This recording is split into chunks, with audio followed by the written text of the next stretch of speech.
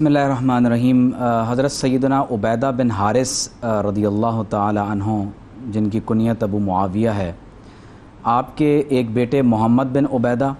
दूसरे बेटे इब्राहीम बिन उबैदा, आपकी बेटी हज़रत सफ़िया बिनते उबैदा रदी अल्लाह ताला अन्हुम अजमईन, ये भी सहाबा हैं। और आपके भाइयों में हज़रत हुसैन बिन हारिस और हज़रत तुफ़ैल बिन हारिस, ये दोनों जलीलुल क़द्र शख्सियात आपके भाई भी हैं और हुज़ूर अलैहिस्सलातु वस्सलाम के सहाबा में भी इनका शुमार होता है। और ख़ास तौर पर जो आपने शेब अबी तालिब का ज़िक्र किया, सन 7 हिजरी से 7 सन नबवी से 10 सन नबवी तक आप सल्लल्लाहु अलैहि वसल्लम के जो ऐलान नबूवत के बाद का जो दौर है, ये शेब अबी तालिब के मुहासरे का दौर है। और जब ये 10 सन नबूवत पर दौर मुकम्मल होता है तो इसी साल हज़रत अबू तालिब रदी अल्लाह ताला अन्हु और उम्मुल मोमिनीन हज़रत खदीजतुल कुबरा रदी अल्लाह ताला अन्हा का विसाल होता है और इसको आमुल हुज़न कहा गया। यानी आप अंदाज़ा कीजिए कि किस कदर मुशक्क़त के 3 बरस हैं कि दरख्तों की छालों को चबाकर,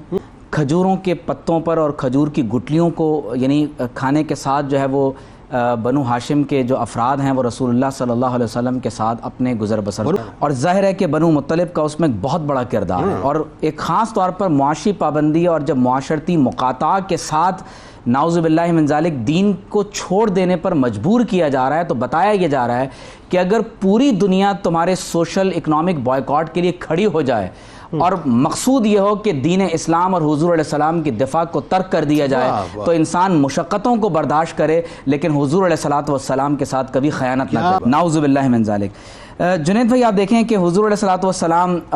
ने जब कुरैश मक्का जो मुशरिकीन हज़रत अबू तालिब के पास आया और कहा कि अपने भतीजे को नाउज़ु बिल्लाहि मिन ज़ालिक दीन की तबलीग से रोका जाए, हुज़ूर अलैहिस्सलाम ने फरमाया कि ए मेरे चचा जान, अगर मेरे दाएं हाथ पर सूरज और बाएं हाथ पर चांद रख दिया जाए तो तब भी मैं अल्लाह तबारक व तआला के दीन को तर्क नहीं करूँगा। उस वक्त हज़रत अबू तालिब ने फरमाया था कि इज़हब यब्ना अख़ी, ए मेरे भाई के बेटे, आप जो चाहें करें, फ़क़ुल मा अहबब्ता, आप जो चाहे कीजिए, फ़वल्लाहि ला उस्लिम का लिशैइन अबदा, मैं कभी भी आपको कभी किसी दुश्मन के हवाले नहीं करूँगा। और ये नतीजा था। इब्ने इसहाक़ ने अपनी सीरत में ये लिखा है कि जब मुशरिकीन मक्का ने ये देखा कि मुसलमान हबशा की तरफ हिजरत फरमा चुके हैं, मुसलमानों को अमन नसीब हो चुका, नजाशी मुसलमान हो चुके, हज़रत उमर मुसलमान हो गए, हज़रत हमज़ा रज़ी अल्लाह ताला अन्हु मुसलमान हो गए, तो अब उन्होंने मुसलमानों का मुआशी सोशल बॉयकॉट करते हुए एक मुआहिदा लिखा है। मुआहिदे में क्या लिखा हुआ है? बिस्मिकल्लाहुम्मा अला बनी हाशिम व बनिल मुत्तलिब, 2 कबाइल के खिलाफ कुरैश और बनु हाशिम और बाज़ अफराद बनु मुत्तलिब में से ही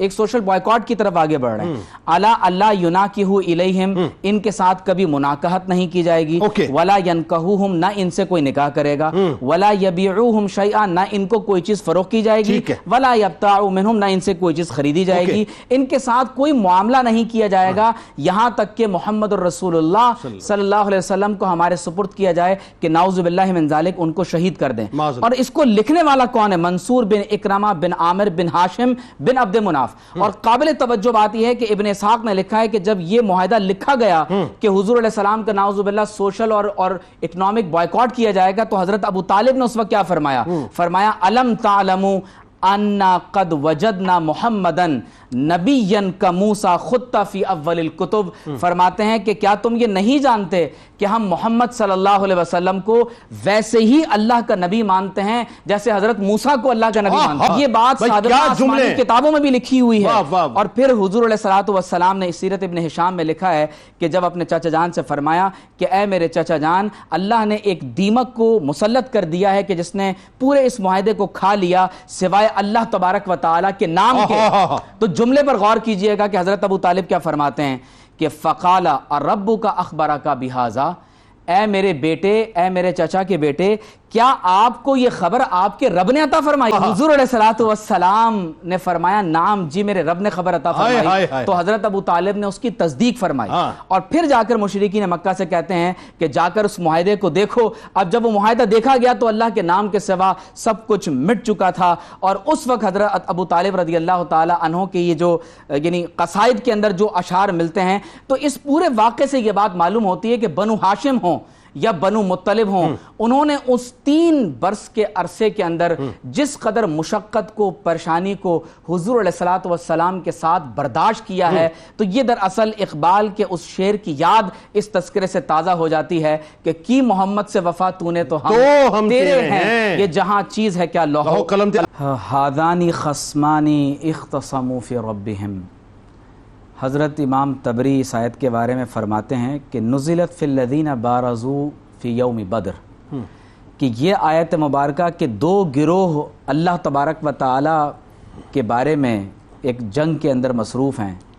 ایک گروہ وہ ہے جو اللہ تبارک و تعالی کے حق اور دین اسلام کے دفاع میں اپنی جانیں قربان کر رہا ہے، اور دوسرا وہ ہے جو اسلام کے خلاف جنگ لڑ رہا ہے۔ تو حضرت امام طبری فرماتے ہیں کہ یہ آیت مبارکہ جنگ بدر کے موقع پر حضرت سیدنا حمزہ،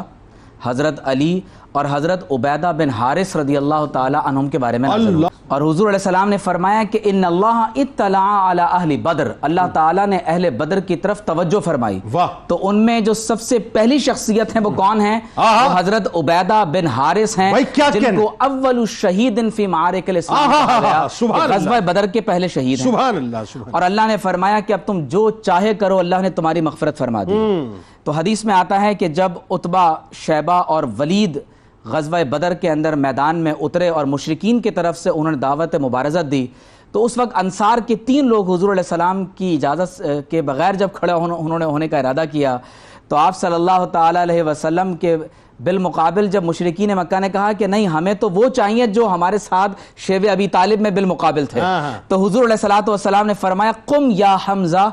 قم یا علی، قم یا عبیدہ۔ حضور علیہ السلام نے 3 شخصیات کو کھڑا کیا، حضرت علی ولید کے بالمقابل ہیں، حضرت حمزہ شیبہ کے بالمقابل ہیں، اور حضرت عبیدہ رضی اللہ تعالی عنہم اجمعین وہ عتبہ کے بالمقابل ہیں۔ اور اس وقت احادیث طیبہ کا مطالعہ یہ بتاتا ہے کہ ان دونوں جلیل القدر صحابہ نے، انہوں نے اپنے دشمنوں کو تو قتل کر دیا، واصل جہنم کر دیا، لیکن حضرت عبیدہ رضی اللہ تعالی عنہ کیونکہ ضعیف العمر ہیں، 63 برس کی عمر ہے، آپ رضی اللہ تعالی عنہ کی ٹانگ مبارک پر جب عتبہ نے حملہ کیا تو آپ زخمی ہو گئے، اور پھر بعد میں حضرت حمزہ اور حضرت علی رضی اللہ تعالی عنہما نے آپ کی آگے بڑھ کر مدد کی، اور آپ رضی اللہ تعالی عنہما نے عتبہ کو واصل جہنم کر دیا۔ آپ صفرہ کے مقام پر بدر کے وقت جو ہے وہ آپ شہید ہوئے ہیں، اور اس وقت حدیث میں یہ بات ذکر ہے کہ فوضع رسول اللہ صلی اللہ علیہ وسلم رأسہ علی رکبتہ،